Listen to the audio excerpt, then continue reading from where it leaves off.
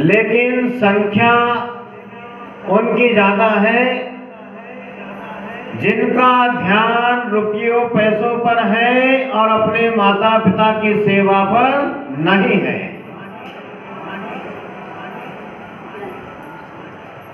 उनके लिए रुपया पैसा ही भगवान का बाप है।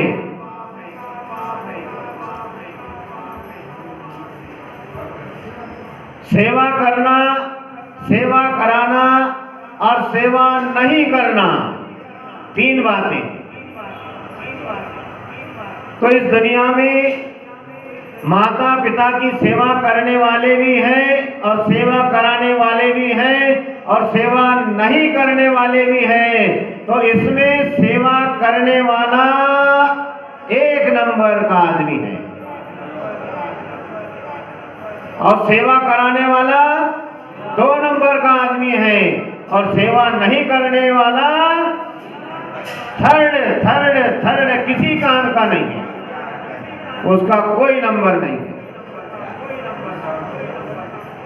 50 वर्ष का आदमी, उसकी पत्नी की मृत्यु हो गई,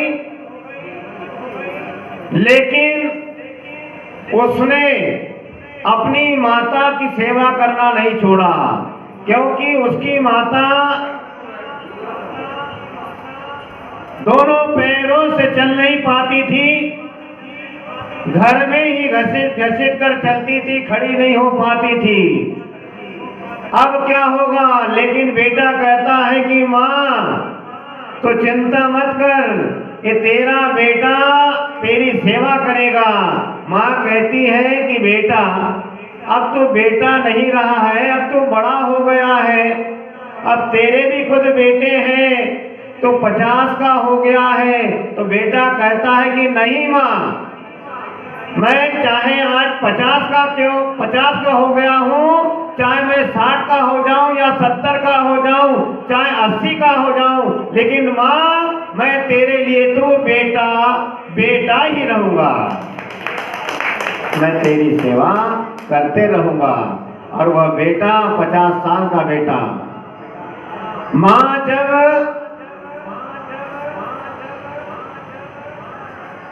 तसला, घमेला, टोकना, आप जो भी कहते हो, माँ उसमें सुबह उसी टोकने में लेटरिंग करती है और वह बेटा सिर पर रखकर बाहर फेंक कर आ जाता है। आज के समय तो आपके घरों घर हगन घुट्टी बनी है, लेकिन वो माँ उसमें भी नहीं जा सकती। वो बेटा देखो कितना अच्छे गुण है उसके अंदर कि माँ की सेवा करता है, माँ लेटरिंग पेशाब करती है, वो उठाकर फेंकता है, कहता है कि माँ मैं अंतिम श्वास तक मैं तुम्हारी सेवा करूंगा। और माँ बेचारी कहती कि बेटा अब तो बड़ा हो गया है, तेरे भी बेटे हो गए, तू मेरे हाथ पांव मत दबाया कर, मैं खुद कर लूंगी। लेकिन कैसे कर लेगी? वो बेटा सेवा करता है। और एक बेटा वह होता है, सेवा की तो बात छोड़ो, प्रेम से अपनी मां से 2 शब्द भी नहीं कहता। और मां हो या पिता, अपने बेटों से, अपनी संतान से कुछ भी नहीं चाहते। चाहे आप भोजन में 2 रोटी दो चलेगा, पहनने के लिए 2 कपड़े कम दो चलेगा, लेकिन 2 शब्द प्रेम के माता पिता सुनना चाहते हैं।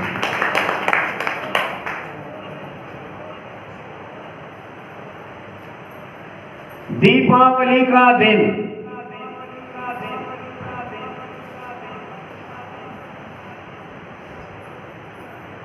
आठनेर गांव में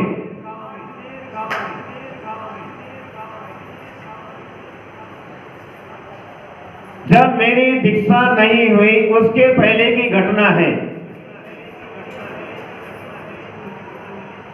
एक बेटे ने अपने मां की पिटाई कर दी, इतनी ज्यादा पिटाई कर दी, इतना मार ठोक किया, इतनी पिटाई की कि मां से अब चलते भी नहीं बनता। उस मां को भी इतना कष्ट हुआ कि चलो अब मैं अपने पुराने घर में ही रहूंगी। तो उसे चलते भी नहीं बन रहा है, घसीट घसीट कर चल रही है। रास्ता कम से कम 1-1.25 किलोमीटर का है।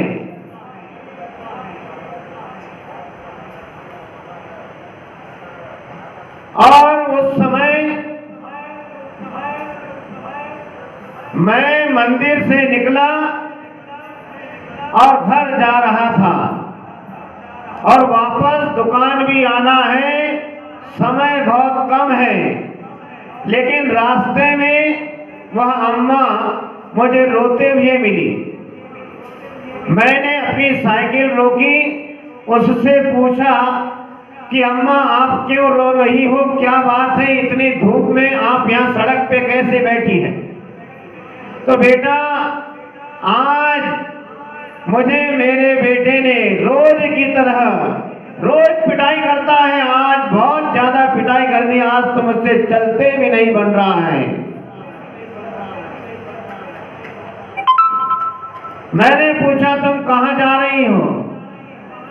अब कैसे जाओगी ऐसे घसीट घसीट के?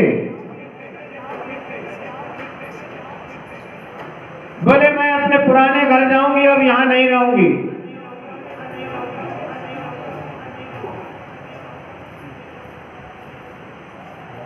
बहुत दुखी बेचारी, बहुत रो रही है। उस समय मेरे पास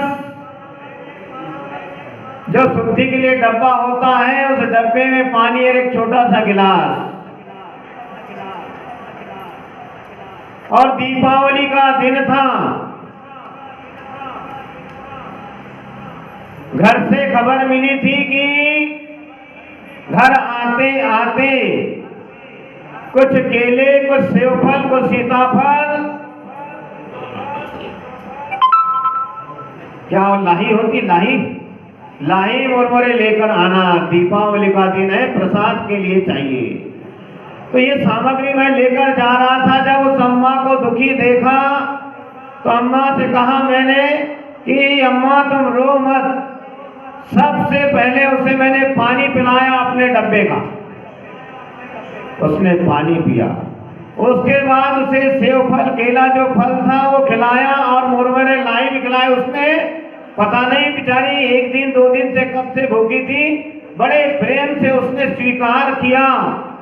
रोते भी जा रही है, खाते भी जा रही है और मुझे आशीर्वाद भी देते जा रही है। बेटा मेरा तेरे लिए बहुत बहुत आशीर्वाद है, एक दिन तू बहुत बड़ा आदमी बनेगा। और मैं तो सोचता हूं कि ऐसे दीन दुखियों की सेवा करने से फल मिलता है, आशीर्वाद मिलता है। और मुझे कितने ही लोगों का आशीर्वाद मिला और उस आशीर्वाद में उस दुखी अम्मा का भी आशीर्वाद, कहती है कि एक दिन तू बहुत बड़ा आदमी बनेगा।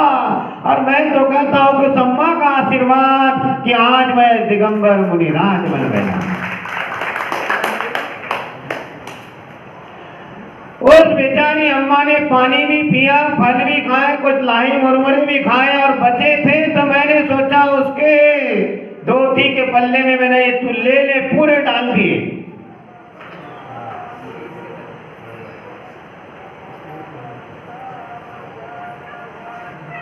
लेकिन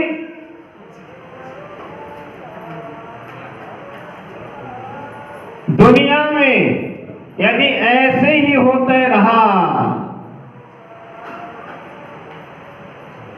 जिसका कोई हक नहीं, जिसका कोई कर्तव्य नहीं है कि माता की पिटाई करे, और यदि वो ऐसा करता है तो आदमी नहीं। कल आपसे मैंने कहा था कि उस कवि ने कहा था आदमी को हैवान, तो आज मैं उस आदमी को कहता हूं जो माता की पिटाई करे वो आदमी नहीं, वो हैवान है।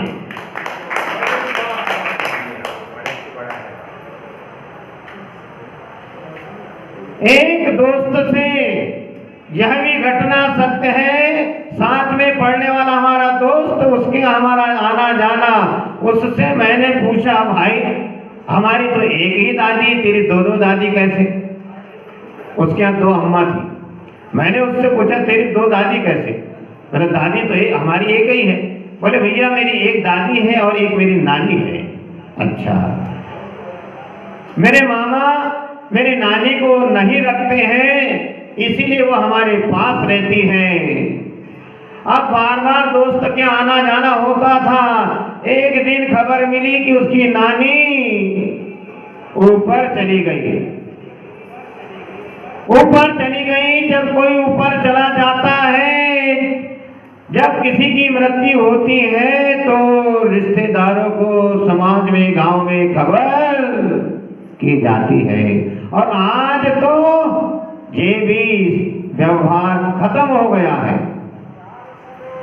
मरने वाला मर जाता है लेकिन मोहल्ले में भी खबर नहीं होती है। आज का मरण कीड़े मकोड़ों जैसा हो गया है। लोगों की संवेदनाएं मर गई है। आदमी मरे जब मरे तब मरेगा, लेकिन आज आदमी की संवेदना मर चुकी है, उसे किसी से कोई लेना देना नहीं। अब उस दोस्त की नानी मर गई। अब उसके मामा को उस नानी के बेटे को खबर मिली, वह भी आया और हम लोग भी अपने दोस्त के यहाँ पहुंचे। पके बाल पकी मूछ, अलग ही काले मूछ वालों के बीच चमकने लगा। मैंने पूछा भाई ये कौन है? यही मेरे मामा है, यही मेरे मामा है। तब मुझे भी थोड़ा सा क्रोध आया। मां के मरने पर अब आया, अरे इससे अच्छा होता मां को अपने पास में रखता, तेरे को आशीर्वाद देती। आते से ही रोने लगा, कितनी अच्छी थी वो मां, तू मुझे छोड़ के चली गई। मैं पागल आदमी, जिंदे पे तो आंसू बहा लेता तो वो तेरे आंसू तेरी मां के आशीर्वाद से मोती बन जाते। अब तो टोपला भर भी रोते रहे और तेरी मां तुझसे क्या करे? मर गई, अब रो रहा है।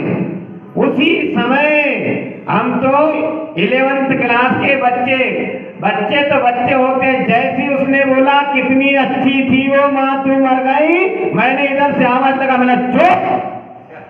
दोस्त कहता भाई तू क्या कर रहा? मैंने कहा चुप। उसके कान में भी आवाज गई, वो भी इधर देखने लगा कौन है।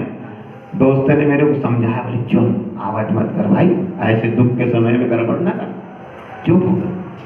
लेकिन कहने का मतलब है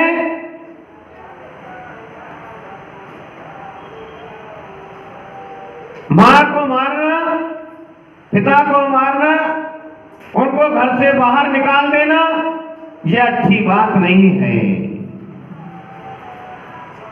एक अस्पताल से एक बेटे के पास खबर आई कि आपके पिताजी की मृत्यु हो गई है। अस्पताल का नाम ये है, वार्ड क्रमांक ये है। बेटा भी इधर से फोन लगाता है नगर निगम को कि अमुक अस्पताल में अमुक वार्ड में एक आदमी का मरण हो गया है, उसकी मृत्यु हो गई है। बेचारे के कोई बेटा बेटी नहीं है, उसकी कोई संतान नहीं है, बेचारा अकेला था।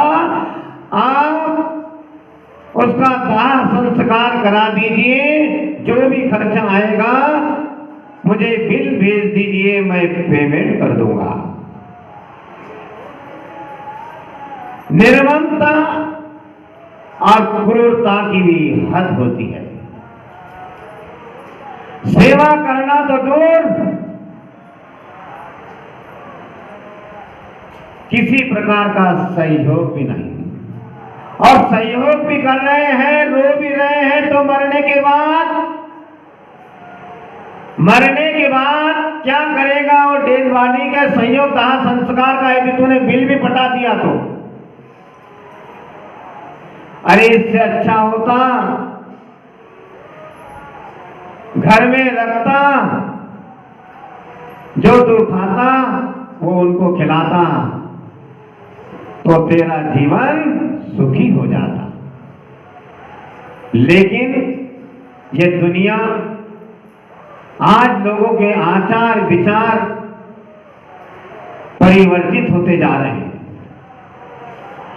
उनको सेवा से कोई मतलब नहीं, लेकिन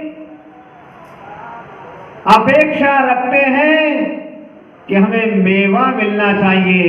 और मैं कहता हूं कि जो सेवा करेगा उसे ही मेवा मिलेगा, और नहीं तो पाछो नहीं मिलेगा। तो सेवा करने वाले भी हैं, सेवा नहीं करने वाले भी हैं, और सेवा कराने वाले भी हैं। तो सेवा कराने वाले भी कैसे लोग हैं? मैं उनके लिए कहता हूं कि अगर आपके पास खूब रुपया पैसा है, आपके पास अरबों खरबों रुपया है, आप खूब सुख सुविधाएं भोगो, आप अपनी सेवा के लिए भले ही एक नौकर दो नौकर रख लो, चलेगा, कोई तकलीफ नहीं है, लेकिन अपनी माता के लिए, अपने पिता के लिए सेवा करने के लिए, उनकी सेवा करने के लिए नौकर मत रखना। माता पिता की सेवा के लिए नौकर मत रखना, इनकी सेवा खुद करना, अपने हाथों से करना, तो तेरा जीवन सफल हो जाएगा। बहुत से आदमी अपने मकान, अपने दुकान की सफाई के लिए नौकर रख लेते हैं। बहुत से हैं ऐसे आदमी कि अपने दुकान और मकान के लिए नौकर रखते हैं। बिना नौकरों के उनका काम नहीं चलता है, नौकर चाहिए। यदि नौकर छुट्टी पे चला जाए तो परेशान हो जाता है दुकानदार, बोले आज नौकर नहीं आया।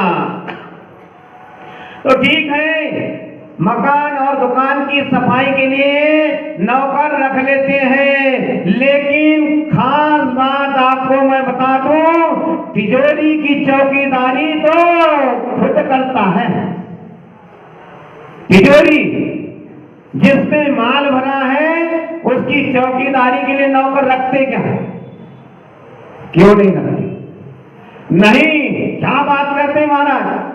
तिजोरी की चौकीदारी के लिए हम स्वयं करेंगे, उसके लिए नौकर की आवश्यकता नहीं है। मकान दुकान की सफाई के लिए, काम के लिए नौकर रखते हैं, लेकिन तिजोरी की चौकीदारी स्वयं करते हैं। इसीलिए मैं कहता हूं कि जब तिजोरी की चौकीदारी स्वयं करते हैं, तो माता पिता भी आपके जीवन की सच्ची तिजोरी है। उनकी सेवा, उनकी रखवाली आप स्वयं करना है। आपको आप स्वयं करिए तो आपका जीवन धन्य हो जाता है, और फिर सेवा करोगे तो मेवा मिलेगा। जबकि ये माता पिता आपके लिए क्या नहीं करते। माता पिता के पैसों के ऊपर पूरे जीवन भर मौज मस्ती करते हैं। एक जगह इंटरव्यू चल रहा है, इंटरव्यू में सिंह भी आता है, भैंस का बच्चा भी आता है, हाथी का बच्चा भी आता है और आदमी का बच्चा भी आता है। इंटरव्यू प्रारंभ होती है। सिंह के बच्चे से पूछा जाता है कि आपकी डिग्री क्या है। तो सिंह का बच्चा कहता है PBM सर। क्या कहा? PBM। इसका मतलब क्या हुआ भाई? शेर के बच्चे से पूछा कि आपकी डिग्री क्या है। शेर का बच्चा कहता है कि PBM। PBM का मतलब अपने पांव के बल के ऊपर मौज मस्ती। शेर का पंजा होता है, वो पंजे के बल पे ही मौज मस्ती कहता है। तो शेर का बच्चा कहता है PBM, पांव के बल पर मौज मस्ती। फिर भैंस का बच्चा आता है, उसकी इंटरव्यू लेते हैं। उससे पूछा जाता है आपकी डिग्री, तो कहता है SBM। SBM मतलब सींग के बल पर मौज मस्ती। उसके बाद हाथी के बच्चे का नंबर आता है, हथनी के बच्चे का नंबर आता है। उससे पूछते हैं आपकी डिग्री, तो बोले BPM, दांत के बल पे मौज मस्ती। हाथी के दांत होते, तो दांत के बल पे मौज मस्ती।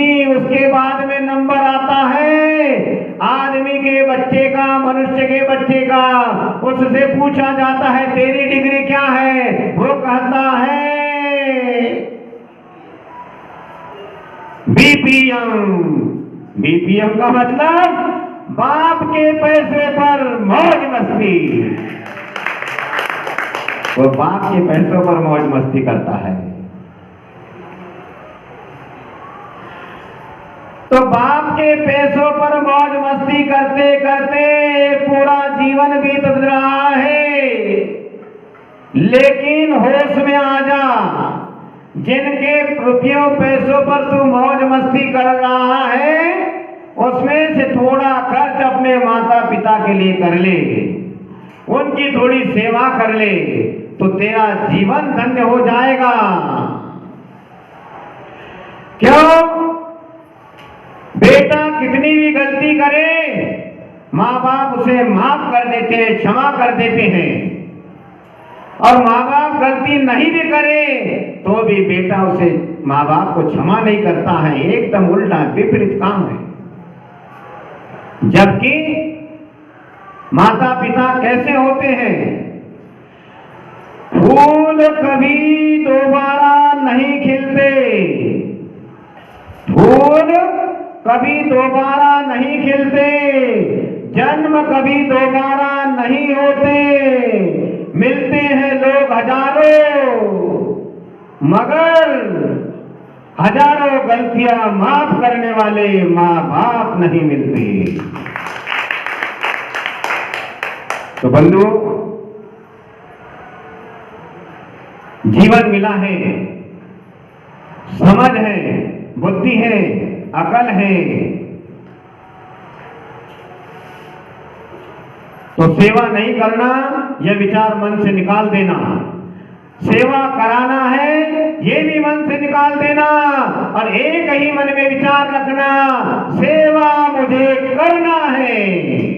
बस एक विचार रखना कि माता पिता की मुझे सेवा करना है, तो तुम्हारा जीवन धन्य हो जाएगा। इसी मंगल भावना के साथ इस सबका जीवन धन्य धन्य मंगल मंगल हो जाए। इसी मंगल भावना के साथ परम पूज्य गुरुवर आचार्य श्री उदार सागर जी मुनि महाराज की